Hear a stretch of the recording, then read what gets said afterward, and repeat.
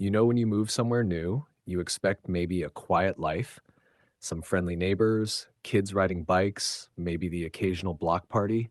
That's what I thought I was signing up for. Instead, I landed in a neighborhood that felt more like a maximum security prison disguised with white picket fences. Why?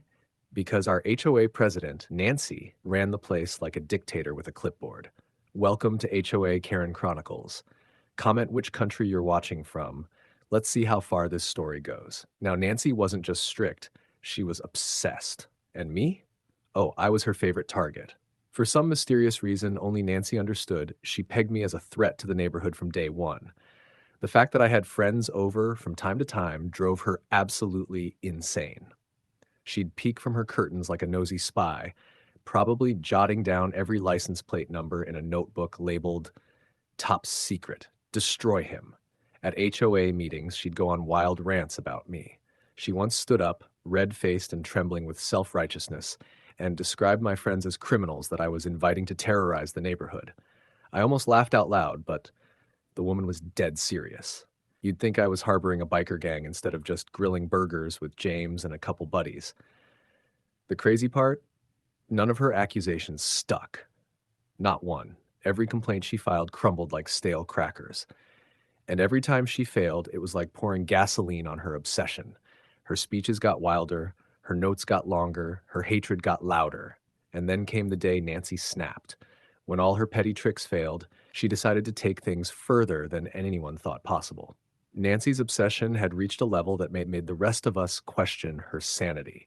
She wasn't just peeking from windows anymore. She was practically stalking. Clipboard in hand, she tracked who came and went, what cars were parked where, even how long it took me to walk my dog. Every movement I made seemed to fuel her. It felt like a shadow creeping over my yard, day and night. Then, one quiet Friday night while I was at my brother's weekly getaway, Nancy finally snapped. She dialed the police herself, her voice trembling with fake panic as she insisted the officers enter my home because her belongings were inside. The audacity alone was unbelievable. The cops, probably thinking it was a routine call, entered my living room. And sure enough, there were some of Nancy's things sitting there. A lamp, random knickknacks, a couple of odd trinkets. It looked staged, like a garage sale starter pack she'd planted just to frame me. Meanwhile, my buddy James, who lived down the street, rang me in a panic. Bro, the cops are in your house right now. Nancy's telling them you stole her stuff. You need to get here. Fast. My stomach dropped. My heart hammered. I jumped into my car, the streets blurring beneath me. How could one woman twist an ordinary neighborhood into something that felt like a live-action crime thriller? By the time I pulled up, two officers were already standing on my porch, scanning the property. And there was Nancy, front and center, hands on her hips, grinning like she was hosting some twisted HOA awards show. Her smugness radiated through the night air like a neon sign screaming, "I'm winning." I opened my mouth to explain that I hadn't even been home. But before I could get a word out, Nancy cut me off, her voice cracking with glee as she prepared to watch her little scheme unfold. I froze in place, heart hammering, as the flashing police lights painted my windows in red and blue. Nancy stood proudly on my porch, arms crossed, chest puffed up like she had just taken home gold at the HOA Olympics. Her grin was unbearable, a smug little victory dance in human form.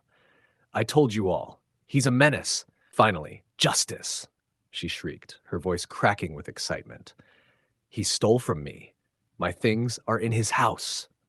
The cops shifted, glancing at one another. Somehow, Nancy had convinced them that her belongings showing up in my living room was legitimate evidence of a crime. By the time I pulled up, officers were pacing, ready to cuff me.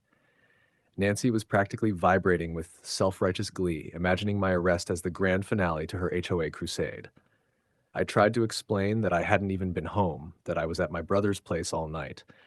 But Nancy drowned me out, yelling about my criminal friends and years of trouble. That's when Mrs. Lopez, the quiet but fearless neighbor, stepped forward. Calm and steady, she said, "If he's guilty, Nancy's ring camera will show it. Let's check the footage." Nancy's smugness faltered. She lunged at Mrs. Lopez, shrieking, "Stay out of this!" But the officers restrained her and marched straight into her house. Minutes later, the footage rolled. In crisp HD, there was Nancy, sneaking out at 4 a.m., hoodie pulled tight, arms full of her own belongings. She crept across the street, smashed my window, and planted her junk in my living room before scurrying back like a cartoon burglar. The crowd gasped, then erupted into laughter. Neighbors whispered, pointing, some recording on their phones. The officers read out her charges: false report, trespassing, vandalism, fraud, harassment. Nancy's smug expression melted into panic as they cuffed her on her own manicured lawn.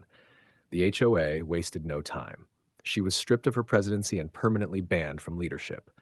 Local news headlines the next day read, HOA Karen Cat burglar busted by her own camera. I replaced my broken window with a decal that read, Smile, Nancy. You're always on camera. Every drive-by turned into a reminder of her downfall. The end. Please like and subscribe for more HOA showdowns like this. Have you had a similar encounter with a Karen HOA or anyone on the board? Share your story in the comments.